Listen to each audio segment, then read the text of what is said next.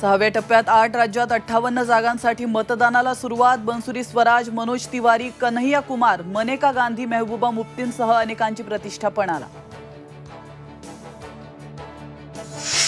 विधान परिषदेसाठी उद्धव ठाकरेंकडून 2 उमेदवार जाहीर। मुंबई पदवीधर मतदारसंघातून अनिल परबांना उमेदवारी, तर मुंबई शिक्षक मतदारसंघातून ज.मो. अभ्यंकरांना संधी।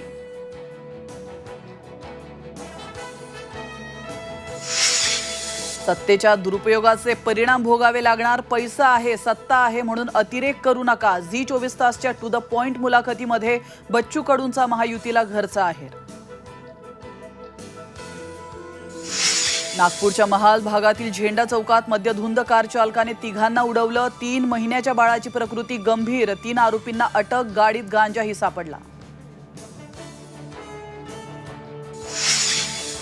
पुणेकार अपघाताचा तपास गुन्हे शाखेकडे वर्ग। तपास सुनावणी सुप्रीम कोर्टाच्या देखरेखीखाली करण्याची मृत मुलांच्या पालकांची मागणी। चालकाला डांबून ठेवल्याप्रकरणी आरोपी मुलाच्या आजोबांनाही अटक।